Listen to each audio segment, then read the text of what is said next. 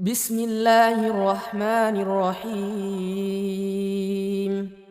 کہہ رہے ہیں اسی طریقے سے حدیثوں میں نبی کریم صلی اللہ علیہ وسلم سے نماز کی اہمیت کے بہت سی روایتیں ہیں۔ یہاں صرف ایک روایت کا شیخ نے ذکر کیا، العہد الذی بیننا و بینہم الصلاۃ فمن ترکہا فقد کفر، کہ وہ عہد و پیمان جو ہمارے اور ان کے درمیان ہے، یعنی کافروں کے درمیان۔ بعض دوسری روایت میں ہے کہ جو ہمارے اور ان کے درمیان فرق کرنے والی چیز حد ہے، وہ کافر کے اور ہمارے درمیان، بین الرجل و بین الکفر ترک الصلاۃ، یہ ایک حدیث ہے۔ اور یہاں ہے کہ وہ عہد و پیمان جو ہمارے اور ان کے بیچ ہے وہ نماز ہے، چنانچہ جس نے اس کو ترک کیا اس نے کفر کیا۔ اب اس پر ایک لمبی چوڑی بحث کی جا سکتی ہے۔ گویا سب سے پہلی بات کہ کافروں میں اور مسلمانوں میں یہ عہد اور فرق کرنے والی چیز قرار دے، مطلب ایک مسلمان اور کافر کے اندر حد فاصل، مانع، رکاوٹ، دونوں کے درمیان فرق کرنے والی چیز نماز ہے۔ اس کا مطلب اگر کوئی شخص نماز نہیں پڑھ رہا ہے تو اپنے اور کافروں کے بیچ کے فرق کرنے والی، الگ کرنے والی چیز کو اس نے ختم کر دیا۔ اب وہ دونوں گھل مل گئے، دونوں کے درمیان کوئی حد فاصل بچی ہی نہیں۔ تو نماز ہے جو دونوں کے درمیان تفریق کرتی ہے، دونوں کو الگ کرتی ہے۔ اب حدیث میں بھی ہے کہ اس نے کفر کیا، اور دوسری روایتیں من ترک الصلاۃ متعمدا فقد کفر، جس نے جان بوجھ کر نماز چھوڑی اس نے کفر کیا۔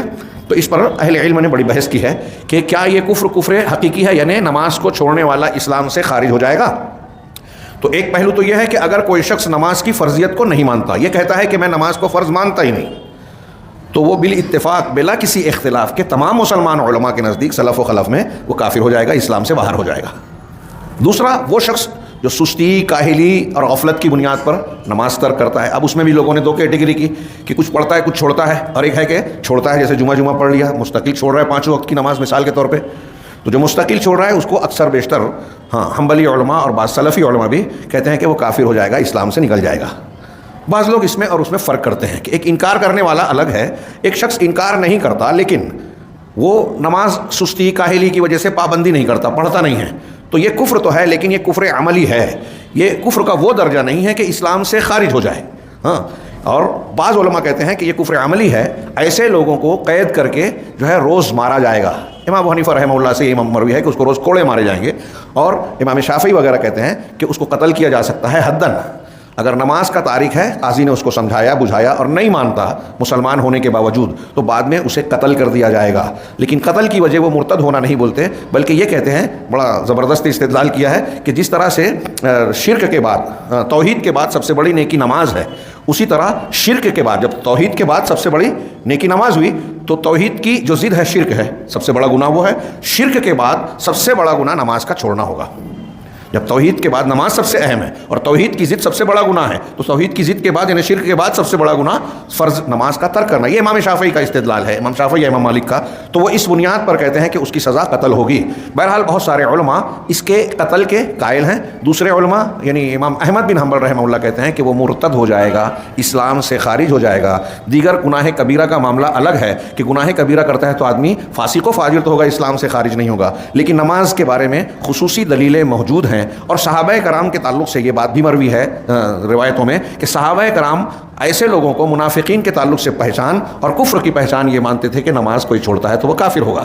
تو ان اقوال اور ان کچھ دلیلوں کی بنیاد پر حنابلہ اور ان کی موافقت میں آج سعودی عرب کے بہت سارے علماء اسی کے قائل ہیں، اور حکومت کا گویا اسی پر عمل ہے سعودی عرب میں کہ اگر کوئی شخص بے نمازی ہے، اس کے بارے میں یہ پتہ چل جائے کہ وہ نماز نہیں پڑھتا تھا تو اس کو کافر مانا جائے گا۔ اگر وہ شخص مر جائے تو اس کو مسلمانوں کے قبرستان میں دفن نہیں کیا جائے گا۔ سعودی عرب میں اس پر عمل ہے آج کہ اگر کسی کے بارے میں پتہ چل جائے کہ یہ بے نمازی تھا تو گورنمنٹ اس کی تدفین کا انتظام نہیں کرتی، گھر کے لوگوں کو بلاتی ہے کہ اس کو لے جاؤ کسی کھڈے میں ڈال دو، مسلمانوں کے قبرستان میں یہ دفن نہیں ہوگا۔ اہل علم نے کہا کہ ایسے شخص سے ایک مسلمان خاتون اگر بیاہی گئی ہے تو اسے طلاق لے لینا چاہیے، خلا لے لینا چاہیے، ذمہ دار کو، ولی کو اس سے الگ کر دینا چاہیے۔ ہمارے یہاں کھانے نمک، ادرک لہسن اور دوسری فالتو غیر ضروری چیزوں پر طلاق ہوتا ہے، خلا ہوتے ہیں، نماز کے بارے میں نہیں ہوتا ہے، ہونا چاہیے۔ اس پر ہونے لگے گا تو ہمارے یہاں بے نمازی کوئی نہیں بچے گا۔ کہ بے نمازی کے ساتھ ہماری بچی رہے، پھر اس کے بعد جو ہے ان کے بچے جو پیدا ہوں گے تو وہ بے دین رہیں گے۔ ان کی جو ہے آدمی کو ڈرنا چاہیے کہ بے نمازی گھر میں اللہ کا عذاب اور نحوست یا بے برکتی رہنا ہی رہنا ہے، دیگر کتنے بھی دولت ہو، دوسری چیزیں ہوں۔ یہ دین کی بنیاد ہے، پہچان ہے، یہ برہان ہے۔ حدیث نے کہا کہ یہ ایک آدمی کے مسلمان ہونے کی پہچان ہے، اور جب یہی پہچان نہیں ہے تو اس کو کیسے برداشت کرتے ہیں؟ ہمارے ہاں پتہ نہیں کون کون سی چیزیں دیکھی جاتی ہے لیکن اس چیز کو نہیں دیکھا جاتا۔ ہاں بے نمازی ہے چل جائے گا، شرابی ہے چل جائے گا، جواری دولت والا ہے نا، سرکاری نوکری والا ہے، اور اگر امام مسجد ہے، مولوی ہے تو نہیں چلے گا، نمازی ہے، دیندار ہے، توحید والا ہے، دولت نہیں ہے، ہاں تو کوئی آپ کے نزدیک ہمارے نزدیک ہم منہ سے نہ بولیں، زبان سے نہ بولیں، ہمارا عمل بولتا ہے کہ ہم کس بات کو ترجیح دیتے ہیں، دین کو یا دنیا کو. ہاں اور جب اس بنیاد کو دنیا کو ترجیح دے کے ہم معاملات کرتے ہیں اور پریشانیاں مصیبتیں تکالیف جب آتی ہیں، اللہ کا عذاب مختلف شکلوں میں رونما ہوتا ہے تو ہم روتے ہیں، پریشان رہتے ہیں. جب ہم نے دین پر عمل ہی نہیں کیا تو اچھے نتائج کی امید، لوگ شکایت کرنے لگتے ہیں کہ ہم ایسے ہیں، اللہ رب العالمین کی تقدیر ہمارے تعلق سے ایسے کیسے ہے. غور نہیں کرتے، جائزہ نہیں لیتے اپنے آپ کا کہ ہمارے اعمال کے نتائج بھی ہو سکتے ہیں. سلف کا یہی طریقہ تھا. تو بہرحال نماز کی یہ بڑی عظیم الشان حیثیت ہے، اور یہ بات تو طے ہے کہ آپ اس کو یہ اسلام سے خارج والا ہونے والا کفر بھی نہ بھی مانیں تو کفر تو ہے، کفر عملی یا کم درجے کا کفر، ہاں جو حدیث کہہ رہی ہے. میں نے جیسا کہ کہا کہ علماء کی ایک جماعت یہی کہتی ہے، اور آج آپ دیکھیں گے کہ بعض علماء نے بہت زبردست دلائل دیے ہیں اس بات پر کہ اگر ایک آدمی پابند برابر نماز کا تارک ہے تو وہ مسلمان نہیں ہے، اسلام سے خارج ہو جاتا. ہاں جمہور علماء یہ کہتے ہیں کہ کبیرہ گناہوں کی طرح اس کا بھی شمار ہوگا، فاسق و فاجر ہوگا، اگرچہ اسلام سے خارج نہیں ہوگا. تو دونوں میں سے آپ جس مسلک کو بھی مانتے ہیں، یہ بات تو واضح ہے کہ نماز کی انتہائی سخت اور زبردست اہمیت ہے، اور اس میں کسی بھی طرح سے کوتاہی نہیں برتنا چاہیے. السلام علیکم. ویڈیو پسند آنے پر اپنے دوستوں کے ساتھ واٹس ایپ اور سوشل میڈیا پہ ضرور شیئر کریں.